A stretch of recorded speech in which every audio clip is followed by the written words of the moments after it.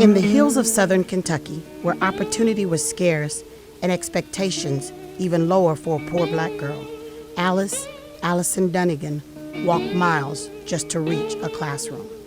Long before her name echoed through the halls of the White House, she was already battling the forces that tried to silence her. Poverty, sexism, and the deep roots of American racism. Alice Dunnigan was born in rural Logan County, Kentucky in 1906. She was born into poverty and she didn't have any rich people.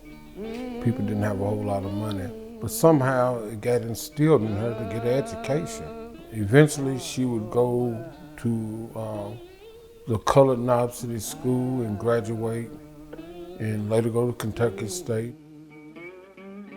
The first obstacle she had was being poor and wanting an education. I think a lot of people miss that in the early 1900s in a lot of rural parts of America and African American communities, there was one group that looked at education as being a good thing to try to get ahead. But there was another group who felt that you wasn't gonna get anything out of education, that you ought to get a job as a maid, if you were a woman, or as a farmer, if you was a young guy, because they didn't think education would do that much.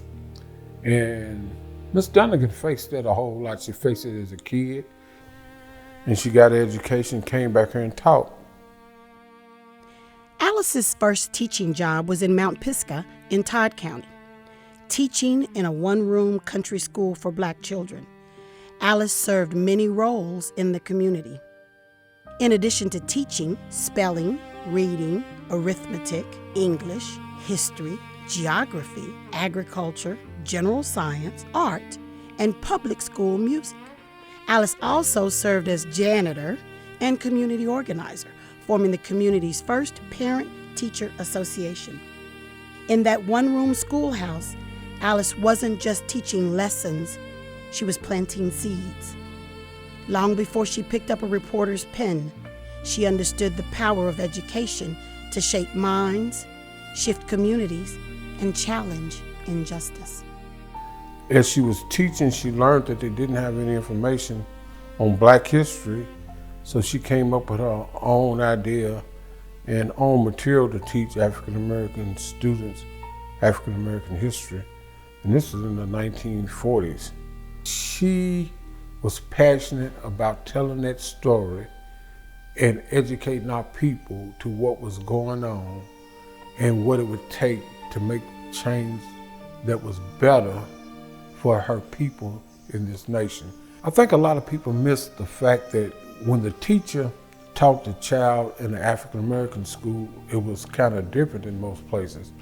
They were teaching that child and preparing them with the tools to help free and make things better for the race. And she was that as a student, but she also turned to the teacher of that too. You know, I think she was trying to get a more fair America, I guess I'd say. And when I say a fair America, she wasn't looking at America where black people dominate white people or white people dominate black people. I think she was looking for America where the color thing didn't mean that much and we were all people. You know, when you read some of the things she says, she's real passionate about our people getting ahead, but she's also real passionate about everybody getting along. A person born on a farm surrounding a small village, less than 5,000 population, in the hills of southern Kentucky, who has worked in domestic service for as little as $1.50 a week. Even since I have been grown, married, a mother, and educated, picked strawberries for 15 cents a gallon, washed tombstones in a cemetery, and dug up wild onions for $1 a day, cleaned the jails, the workhouses, the courthouses, the city halls, swept the streets, and planted buckberries on a college campus, to say nothing of the dishes washed, the biscuits cooked, The pot scoured in order to attain what little education I have, then to be able to obtain distinction as White House reporter, Capitol reporter, State Department correspondent. In less than 8 months after I accepted the job as a newspaper reporter in the capital of the nation, certainly deserves credit. If I can't get what I deserve in finance, I certainly should be able to get it in publicity. I know what it means to be exploited. I have been exploited all my life. That is why I feel bitter many times, but I am determined to succeed. Even if I have to continue to pull myself up by my own bootstraps. Alice had an interest and experience with journalism early in life, even while teaching in the classroom. But when teaching jobs became hard to secure, she packed her bags and moved to Washington, D.C. to work as a clerical typist in the federal government during the war. It's not long after that Alice secured a part-time job with the ANP. The Associated Negro Press, or ANP, was a news organization founded in 1919 by Claude Barnett in Chicago. It served as a wire service that provided news and opinion articles to African American newspapers across the United States and internationally. The ANP aimed to counter racial bias in mainstream media by covering issues relevant to Black communities, promoting civil rights, and highlighting Black achievements. When Alice joined the ANP, she became its Washington correspondent, breaking new ground for Black journalists and empowered readers with knowledge, inspired pride, and pushed for justice through fearless journalism. However, despite securing a position with the ANP and writing to a nationwide audience, Alice still faced the same challenges she had overcome in Russellville. And she said she always wondered which one was the roughest, racism or sexism. Every turn she made, people looked at her as a woman, like with a fight to report on Congress. She busted those doors down, there's no doubt. She was the one that took the fight. She was the one that done everything. But when it came to being accredited as the first African American, her boss, who was an African American man, was also sexist in that this title should not go to a woman, it should go to a man. In just about every aspect of her life, she dealt with that. But she fought it just like she fought racism and segregation. She didn't let it stop her. If it was unfair, she fought against it. And it didn't make no sense if it was sexism or racism. You know, she broke down barriers, and now it is not unusual to see a Black female journalist, you know. So that's phenomenal. I mean, to be the first one to do anything and everything, and to not, I don't think she wore that around like I'm this great person because I'd done this. She just went on and did what she felt she had to do, and in order to accomplish what she wanted to accomplish.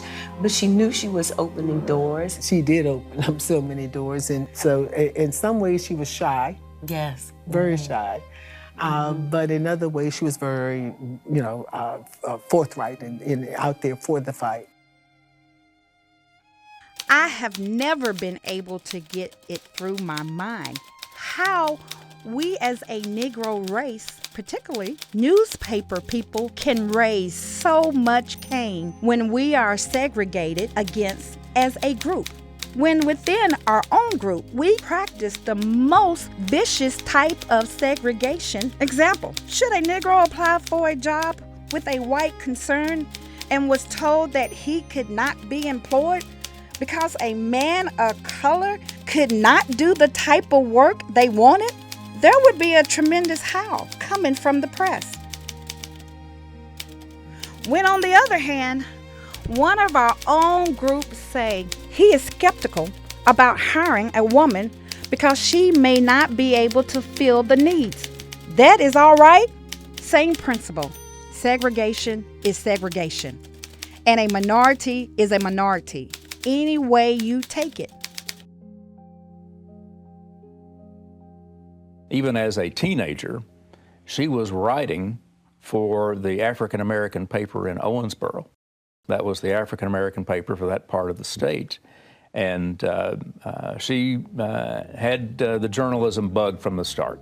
What she did that really was the greatest accomplishment was getting accredited to the White House and Congress, the first African American woman to do so, and traveling with President Truman on his whistle stop tour, something basically unheard of. The African American women just weren't all that visible on trains, period. It was a real step in the right direction that here's a woman of national importance, and that the role of women journalists of color is something to think about.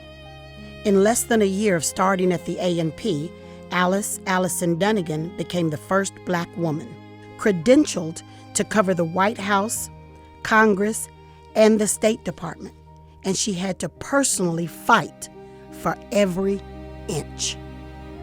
She had to pawn her watch a number of times just to make ends meet. It was wide reporting that she went to Senator Taft's funeral of Ohio, and she wanted to report on it. As she went to go in the press stand, she was told that she couldn't sit with the press. She had to sit with the maids and the servants.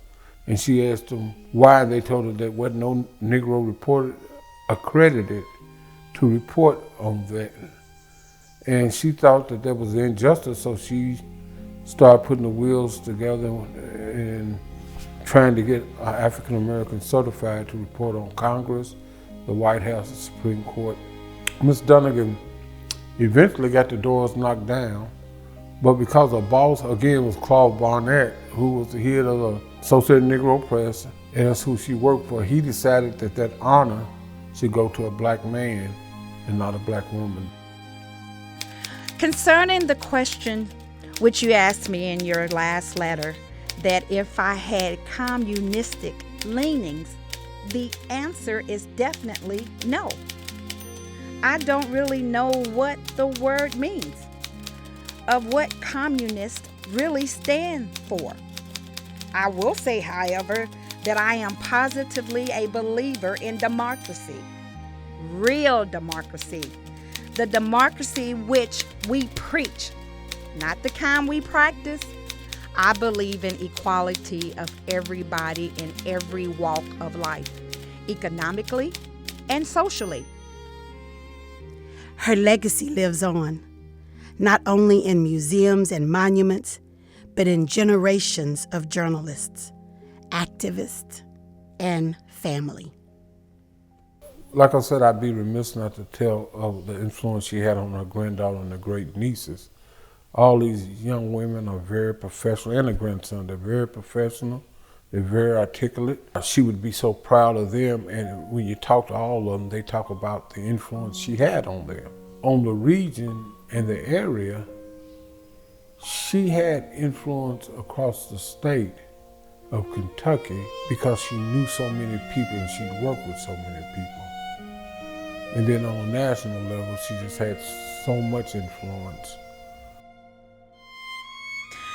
If I had a mission at all in life, it has always been to better the conditions of my people, political, social, economical. As far back as I can remember, I have been going to the bat in defense of the Negro people as citizens. I have always wondered why they did not have the same opportunities to everything that everyone else had. This was in the old days, in a small southern town.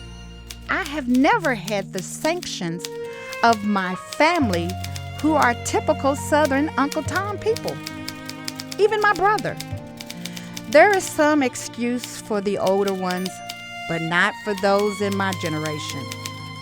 The schools there and the churches have never approved the methods which I have constantly brought to them even as a teenager. I used to be a public speaker of note in the local vicinity where I lived and worked, and constantly have I advocated the rights of the Negro people and urged them to organize and to stand up for the things which they rightfully deserve.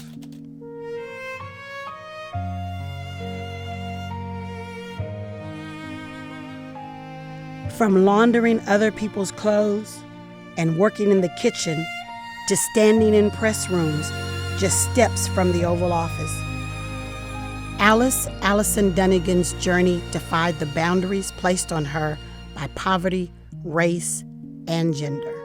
Her story is not just about being the first.